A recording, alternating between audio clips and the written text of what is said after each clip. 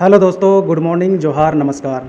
दोस्तों, इस वीडियो में आज हम बात करने जा रहे हैं झारखंड लेजिस्लेटिव असेंबली यानी झारखंड विधानसभा द्वारा 4 विधेयक जो पास हुए हैं मानसून सत्र में। इन विधेयकों की चर्चा करेंगे, इनकी खासियत क्या है ये हम जानेंगे और बिलों के ऊपर बहुत ही विस्तृत रूप से हम चर्चा करने जा रहे हैं इस वीडियो में दोस्तों। तो आइए हम देखते हैं जो सबसे महत्वपूर्ण बिल जो पास हुए हैं झारखंड लेजिस्लेटिव असेंबली का मानसून सत्र में, जो 26 जुलाई 2024 से शायद 2 अगस्त 2024 तक ये चले हैं। ठीक है दोस्तों, तो इस मानसून सत्र में कौन से 4 महत्वपूर्ण विधेयक पास हुए हैं, हम इनके बारे में बात करते हैं दोस्तों। हम एक एक करके बिलों को देखेंगे, इनके फीचर्स क्या क्या हैं ये हम देखेंगे। और मैं बता दूं कि ये वीडियो आपके लिए बहुत इंपॉर्टेंट होगा यदि आप जेपीएससी की तैयारी कर रहे हैं, सिविल सर्विसेज की तैयारी कर रहे हैं या फिर झारखंड एसएससी की भी तैयारी कर रहे हैं। तो इन सारे एग्ज़ाम्स में इस तरह के क्वेश्चन काफ़ी स्वाभाविक है कि इस तरह के क्वेश्चन पूछे जाते हैं दोस्तों। तो आइए हम स्टार्ट करते हैं। तो झारखंड लेजिस्लेटिव असेंबली से कुल 4 विधेयक पास हुए हैं, 4 बिल्स जो बहुत ही इम्पोर्टेंट हैं। तो आइए इन बिलों के बारे में बात करते हैं। तो सबसे पहला बिल है दोस्तों झारखंड खनिज धारित भूमि उपकर विधेयक 2024। ठीक है, ये पहला बिल है। दूसरा बिल है झारखंड निजी विश्वविद्यालय विधेयक 2024। तीसरा बिल है झारखंड कारा एवं सुधारात्मक सेवाएं विधेयक 2024 और चौथा है झारखंड अग्निशमन सेवाएं विधेयक 2024। तो ये 4 बिल हैं। तो आइए हम इन सारे बिलों पर एक एक करके सरसरी नज़र डालते हैं और इनके प्रावधानों के बारे में बात करते हैं। ठीक है दोस्तों, ये सारे विधेयक जो लेजिस्लेटिव असेंबली से पास हुए हैं, जैसे ही झारखंड के गवर्नर की साइन हो जाती है इन बिलों पर, तो ये कानून का रूप ले लेंगे, ये विधेयक से कानून बन जाएंगे, यानी बिल से एक्ट बन जाएंगे। ठीक है दोस्तों, तो आइए एक एक करके देखते हैं। सबसे पहला है झारखंड खनिज धारित भू उपकर विधेयक 2024, यानी अंग्रेजी में कहें तो Jharkhand mineral bearing land cess bill 2024। तो इसके बारे में हम जानते हैं क्या क्या खासियत है दोस्तों। इससे पहले कि हम इस बिल पर चर्चा करें, मैं सुप्रीम कोर्ट का एक डिसीजन के बारे में आपको बताना चाहता हूं। सुप्रीम कोर्ट ने हाल फिलहाल ही डिसीजन दिया था कि जो राज्य हैं, जो स्टेट्स हैं, भारत के जो स्टेट्स हैं, उनको अपने राज्य के टेरिटरी के अंदर जो खनिज वाली ज़मीन है उस पर सेस लेने का अधिकार राज्य की सरकार को है। ठीक है दोस्तों, जो खनिज वाली ज़मीन है उस ज़मीन पर सेस लगाने का अधिकार राज्य की सरकार को है, ये सुप्रीम कोर्ट ने निर्णय लिया था। और इसी फैसले के मद्देनज़र झारखंड की असेंबली ने, झारखंड सरकार ने असेंबली में विधेयक प्रस्तुत किया जिसका नाम है झारखंड खनिज धारित भूमि उपकर विधेयक 2024। तो आइए इसके प्रावधानों के बारे में हम समझते हैं कि इसमें क्या क्या खासियत हैं। ठीक है दोस्तों, तो बात करते हैं इसके खासियत की।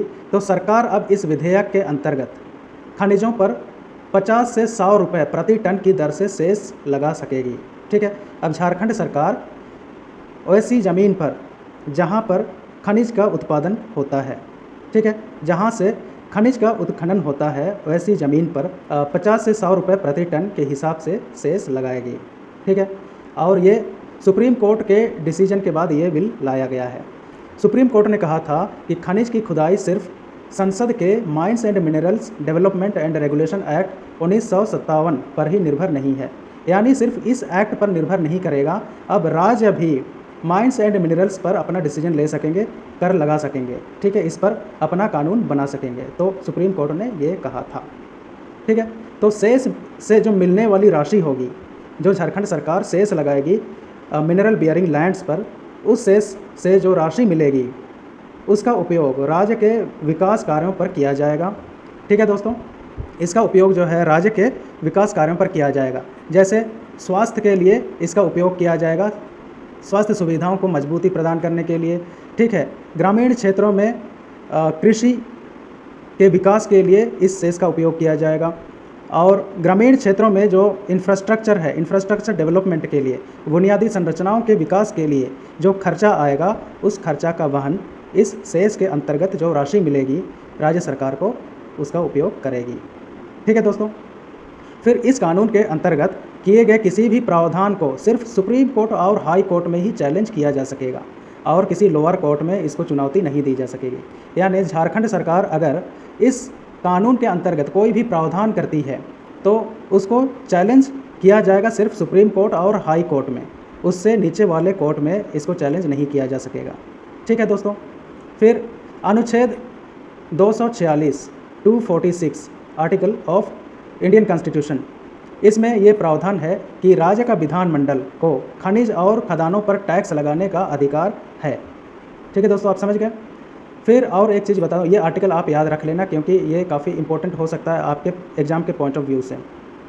दूसरी चीज़ है कि रॉयल्टी कोई टैक्स नहीं है, रॉयल्टी तो पे करना ही पड़ेगा, लेकिन रॉयल्टी के अलावा ये सेस भी पे करना पड़ेगा उन कंपनियों को जो खनिज बेयरिंग लैंड यानी मिनरल बेयरिंग लैंड या खनिज धारित भूमि को लीज पर लेंगी। जो कंपनी खनिज का उत्खनन करेंगी ऐसी कंपनीज़ को रॉयल्टी के अलावा, रॉयल्टी तो दूसरी चीज़ है, रॉयल्टी तो उनको लीज मिल जाती है, इसके बाद रॉयल्टी सरकार को पे करनी पड़ती है उन कंपनियों को। ठीक है दोस्तों, रॉयल्टी तो पे करना ही है, सेस भी अब पे करना पड़ेगा कंपनीज़ को जो लीज पर लेंगी। लीज यानी पट्टा, जो पट्टा पर लैंड जो मिनरल बेयरिंग लैंड जो पट्टा पर लिया जाएगा कंपनियों के द्वारा, उसके लिए उनको अब सेस भी पे करना पड़ेगा। ठीक है दोस्तों, इतनी बात क्लियर है। फिर यहाँ पे आप देख सकते हैं कि किस प्रकार की खनिज वाली भूमि पर कितना टैक्स लगेगा, कितना सेस लगाएगी सरकार। तो ये चीज़ यहाँ पे दिया गया है। विधेयक में प्रस्तावित सेस का प्रस्तावित दर, खनिज धारित भूमि पर का प्रकार, ये खनिज धारित भूमि का प्रकार है और इधर सेस की राशि है। ठीक है दोस्तों, जैसे कोयला धारित भूमि पर कितना सेस लगाया जाएगा, 100 रुपये प्रति टन के हिसाब से लगाया जाएगा। लौह अयस्क धारित भूमि पर, ठीक है, लौह अयस्क धारित भूमि पर कितना टैक्स लगाया जाएगा, ये 100 रुपये प्रति टन के हिसाब से सेस लगाया जाएगा। बॉक्साइट वाली भूमि पर 70 रुपये, चूना पत्थर धारित भूमि पर 50 रुपये, मैग्नीज अयस्क धारित भूमि पर 50 रुपये और अन्य खनिज धारित भूमि पर 50 रुपये का सेस लगाया जाएगा। तो ये इम्पोर्टेंट है, बहुत इम्पोर्टेंट है। ठीक है दोस्तों, तो ये विधेयक जो पास हुआ है, जनरली राज्य सरकार के राजस्व को बढ़ाने के उद्देश्य से ये विधेयक पास हुआ है, क्योंकि राज्य सरकारों की जो रेवेन्यू होती है वो काफ़ी कम होती है और उनको रेवेन्यू के सोर्सेस भी कम होते हैं। तो इसीलिए सुप्रीम कोर्ट ने ये डिसीजन लिया है कि अब मिनरल बेयरिंग लैंड्स जो हैं उस पर भी अब सरकार टैक्स लगा पाएगी या सेस लगा पाएगी। ठीक है दोस्तों, तो ये समझ गए। अब बात करते हैं दूसरे विधेयक की। दूसरे विधेयक है झारखंड निजी विश्वविद्यालय विधेयक 2024 यानी झारखंड प्राइवेट यूनिवर्सिटी बिल 2024। ये दूसरा विधेयक है जो इस मानसून सत्र में झारखंड की सरकार ने, झारखंड की लेजिस्लेटिव असेंबली ने, विधानसभा ने पारित किया है। अब इस पर भी जैसे गवर्नर की साइन हो जाएगी और ये विधेयक से कानून बन जाएगा। ठीक है दोस्तों, तो इसकी क्या क्या खूबियां हैं आइए हम समझते हैं। इसकी खूबियों की बात करें तो जो नगर निगम क्षेत्र में अगर विश्वविद्यालय बनाया जाता है, प्राइवेट विश्वविद्यालय, तो उसके लिए 5 एकड़ भूमि की आवश्यकता होगी। ठीक है दोस्तों, और नगर निगम क्षेत्र से बाहर यदि कोई विश्वविद्यालय बनाया जाता है तो उसके लिए चाहिए होगा 15 एकड़ भूमि। फिर नगर निगम क्षेत्र वाले विश्वविद्यालय के लिए 10 करोड़ रुपए की फंड की आवश्यकता पड़ेगी। नगर निगम से बाहर वाले क्षेत्र के लिए जो विश्वविद्यालय बनाए जाने के लिए फंड की आवश्यकता पड़ेगी 7 करोड़ रुपए की। ठीक है, तो ये नगर निगम क्षेत्र में 5 एकड़ भूमि चाहिए होगी और नगर निगम क्षेत्र से बाहर के लिए 15 एकड़ भूमि चाहिए होगी। और अगर राशि की बात करें, फंड की बात करें, तो नगर निगम क्षेत्र वाले विश्वविद्यालय के लिए 10 करोड़ रुपए की आवश्यकता पड़ेगी और नगर निगम क्षेत्र से बाहर के विश्वविद्यालय के लिए 7 करोड़ रुपए की फंड की आवश्यकता पड़ेगी। ठीक है दोस्तों, अगला विधेयक जो इस मानसून सत्र में पास हुआ है झारखंड लेजिस्लेटिव असेंबली से, वो है झारखंड कारा एवं सुधारात्मक सेवाएं विधेयक 2024। इसके बारे में हम बात करते हैं। इसको अगर अंग्रेजी में हम कहें तो Jharkhand prison and correctional services act 2024। ठीक है, अगर हम इसके बारे में बात करें तो इसकी क्या क्या खूबियां हैं ये हम बात करते हैं। ये बेसिकली जो है कैदियों को सज़ा देने से ज़्यादा सुधार पर जोर होगा इस विधेयक के अंतर्गत, इस कानून के अंतर्गत।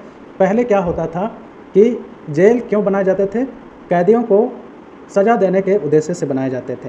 ठीक है, लेकिन इस नए विधेयक में क्या है कि सज़ा देना सज़ा देने का प्रावधान कम रहेगा और सुधार करने का प्रावधान ज़्यादा रहेगा। यानी कैदियों को सज़ा कम दिया जाएगा और उन्हें सुधार करने पर ज़्यादा जोर दिया जाएगा।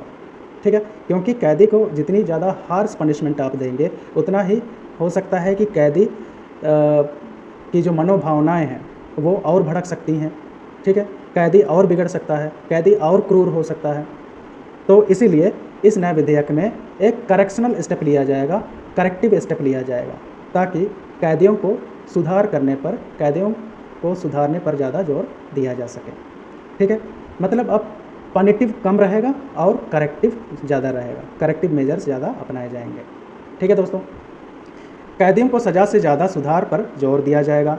कैदियों की अलग अलग श्रेणी होंगी, मतलब अलग अलग क्राइम के लिए अलग अलग कैदियों को क्लासीफाई किया जाएगा, क्राइम के हिसाब से उनको क्लासीफाई किया जाएगा। ठीक है, फिर महिला और पुरुषों के लिए अलग अलग जेल की व्यवस्था होगी और महिला वाले जेलों के लिए महिला पदाधिकारी होंगे। ठीक है, और अस्पताल भी महिला व पुरुष के लिए अलग अलग अस्पतालों की व्यवस्था होगी। ठीक है, जो प्रिजनर्स होंगी, वुमेन प्रिजनर्स होंगी, उनके लिए अलग हॉस्पिटल रहेगा और जो मेल प्रिजनर्स हैं उनके लिए अलग हॉस्पिटल रहेगा। जेल भी अलग रहेगा, हॉस्पिटल भी अलग रहेगा। क्लियर। कैदियों की सुरक्षा के लिए कमेटी बनाई जाएगी।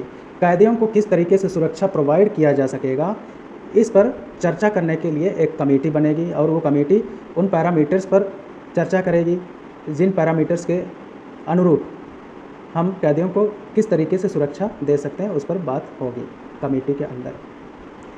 कैदियों को उनके जोखिम के अनुसार वर्गीकृत किया जाएगा। ठीक है, क्योंकि कैदियों को काफ़ी रिस्क रहता है। आपने कई बार न्यूज़पेपर में भी देखा होगा कि कैदी काफ़ी रिस्क में रहते हैं।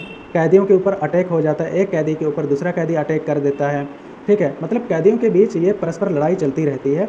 तो कैदियों के जोखिम के हिसाब से किस कैदी पर कितना जोखिम है, इसके हिसाब से कैदियों को वर्गीकृत किया जाएगा और उच्च श्रेणी के कैदी, मध्यम श्रेणी के कैदी और न्यूनतम सुरक्षा बंदी वाले कैदी, तो ऐसे क्लासीफाई किया जाएगा। मतलब उच्च श्रेणी, मध्यम श्रेणी और न्यूनतम श्रेणी में क्लासीफाई किया जाएगा कैदियों को। तो ये आपने देखा। ठीक है, और आगे बात करते हैं कि इस विधेयक की ज़रूरत क्यों पड़ी। जैसे कि मैंने आपको बताया कि जो पुराने कानून थे, 3 पुराने कानून थे जेल से संबंधित। पहला था the prison act 1984, the prisoner act 1900 और the transfer of prisoners act 1950। तो ये 3 कानून बहुत इंपॉर्टेंट थे जो अभी तक एक्टिव हैं। ठीक है, इनएक्टिव नहीं हुए हैं, ये अभी भी एक्टिव हैं। लेकिन इन कानूनों में दंडात्मक प्रोसीजर ज़्यादा था और सुधारात्मक प्रावधान कम थे। ठीक है, दंडात्मक प्रावधान ज़्यादा थे और सुधारात्मक प्रावधान कम थे। लेकिन जो नए कानून में, इसमें क्या है, इसमें सुधारात्मक प्रावधान ज़्यादा है और दंडात्मक प्रावधान कम है। इसका मतलब ये नहीं है कि नए कानून के अंतर्गत कैदियों को सज़ा नहीं दी जाएगी, ऐसा बिल्कुल नहीं है। लेकिन नए कानून का जो प्राइम फोकस रहेगा, मुख्य उद्देश्य रहेगा, ये रहेगा कैदियों को सुधारना। ठीक है दोस्तों, तो इसीलिए नए कानून की ज़रूरत पड़ी, क्योंकि पुराने कानून तत्कालीन परिस्थितियों के अनुसार बनाए गए थे, तत्कालीन आवश्यकताओं के अनुसार बनाए गए थे और अभी सिचुएशन काफ़ी बदल गया, परिस्थितियाँ काफ़ी चेंज हो गई हैं दोस्तों। ठीक है, तो इसीलिए अब इसमें काफ़ी संशोधन की ज़रूरत थी, इसीलिए लाया गया झारखंड कारा एवं सुधारात्मक सेवाएं विधेयक 2024। यहाँ तक क्लियर है। अब चौथे कानून की बात करते हैं, चौथे विधेयक की बात करते हैं, झारखंड अग्निशमन सेवा विधेयक 2024। ये चौथा विधेयक है जो लेजिस्लेटिव असेंबली ऑफ झारखंड से पास हुआ है। ठीक है, अब यह कानून बन जाएगा जब राज्यपाल के हस्ताक्षर हो जाएंगे। तो झारखंड अग्निशमन सेवा विधेयक 2024, अंग्रेजी में झारखंड फायर सर्विसेज बिल 2024। इसके क्या प्रावधान हैं, आइए हम समझते हैं। इसमें है कि अग्नि सुरक्षा पदाधिकारी की नियुक्ति होगी। ठीक है, एक अग्नि सुरक्षा पदाधिकारी नियुक्त किया जाएगा इस कानून के अंतर्गत, और इस कानून के तहत जो सुरक्षा प्रदान की जाएगी वो इन चीज़ों के लिए की जाएगी। पहला है 100 से अधिक लोगों के बैठने की क्षमता वाले सिनेमाघर, ऐसे सिनेमाघर जहाँ पे 100 से अधिक लोगों के बैठने की व्यवस्था होती है, क्षमता होती है, उन सिनेमाघरों की रक्षा या सुरक्षा की जाएगी झारखंड अग्निशमन सेवा विधेयक, यानी अब कानून बन जाएगा झारखंड अग्निशमन कानून 2024 के अंतर्गत। फिर 10,000 वर्ग मीटर से अधिक क्षेत्रफल में बने वाणिज्यिक कॉम्प्लेक्स, एक से अधिक सिनेमा प्रदर्शित करने वाले भवन, यानी ऐसे सिनेमा घर या ऐसे भवन जहाँ पे एक से अधिक सिनेमा दिखाई जाते हैं। ठीक है दोस्तों, एक से अधिक सिनेमा जहाँ पे दिखाए जाते हैं, ऐसे भवन या सिनेमा घरों को भी इस कानून के अंतर्गत प्रोटेक्ट किया जाएगा। 50 से अधिक कमरे वाला होटल, 100 से अधिक बेड वाले अस्पताल, फिर सार्वजनिक अर्ध सरकारी भवन, रेलवे स्टेशन, बस टर्मिनल, हवाई अड्डा, मनोरंजन पार्क आदि। तो इन सारे फैसिलिटीज़ को प्रोटेक्शन प्रोवाइड किया जाएगा झारखंड अग्निशमन सेवा आयोग 2024 के अंतर्गत। तो दोस्तों, ये 4 विधेयक बहुत ही इम्पोर्टेंट हैं जो इस मानसून सत्र से पास हुए हैं, इस मानसून सत्र में पास हुए हैं। ठीक है दोस्तों, आई होप ये आपके लिए काफ़ी इन्फॉर्मेटिव रहा होगा। ये काफ़ी इम्पोर्टेंट है, एक एग्ज़ाम के पॉइंट ऑफ व्यू से भी और सामान्य ज्ञान के पॉइंट ऑफ व्यू से भी। यदि आपके झारखंड के वासी हैं आप, तो ये विधेयक आपके लिए काफ़ी इम्पोर्टेंट हो सकते हैं, क्योंकि knowledge is the real power. जितनी ज़्यादा आप जानकार रहेंगे उतने ज़्यादा आप पावरफुल रहेंगे।